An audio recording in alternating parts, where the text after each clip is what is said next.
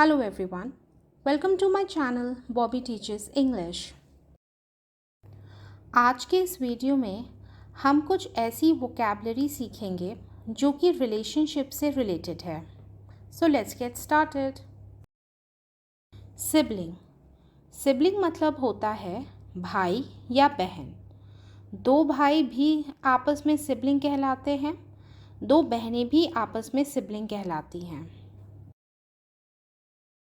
Half sibling, वो भाई और बहन जिनके दो में से एक पेरेंट सेम पर्सन हो. स्टेप सिबलिंग, वो भाई और बहन जिनके दोनों माँ और पिता अलग अलग व्यक्ति हों. मतलब अगर एक आदमी और औरत आपस में दूसरी शादी कर लेते हैं तो उनके पहली शादी के बच्चे आपस में स्टेप सिबलिंग कहलाएंगे.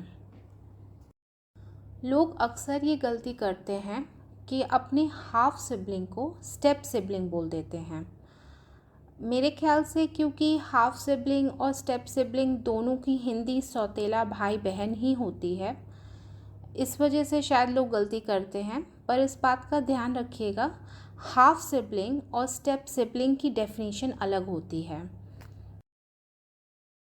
फुल और रियल सिबलिंग, वो भाई और बहन जो कि एक ही माता और पिता की संतानें हों. सिस्टर और ब्रदर फ्रॉम अनदर मदर, इसका मतलब होता है कि कोई आपका इतना क्लोज फ्रेंड हो कि वो आपका सगा भाई या बहन जैसा हो. For example, he is my brother from another mother.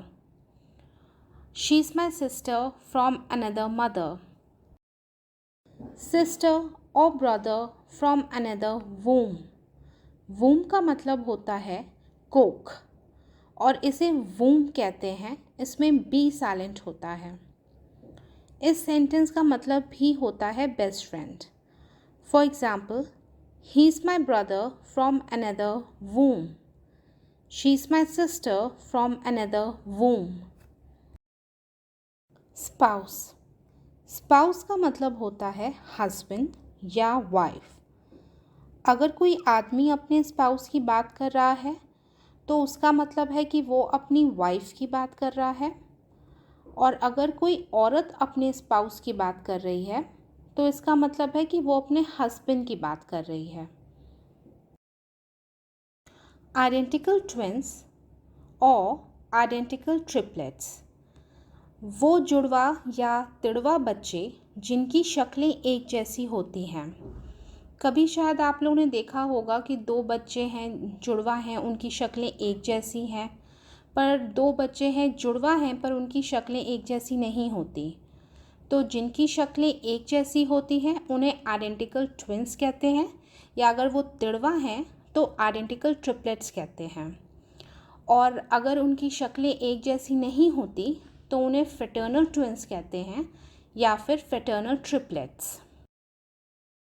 Fraternal twins, fraternal triplets, वो जुड़वा या तिड़वा बच्चे जिनकी शक्लें एक जैसी नहीं होती.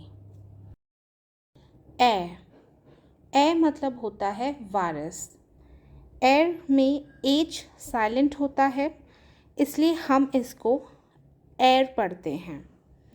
एंड वन मोर थिंग, मैंने बहुत सारे लोगों को एच को एच बोलते हुए सुना है इंडिया में. और जब मैं पढ़ाई करने के लिए लंदन गई थी तो वहाँ मैंने कुछ लोगों को एच को हेश बोलते हुए सुना था. तो ये ना एच है ना ये हेश है, इसको एच प्रोनाउंस करते हैं.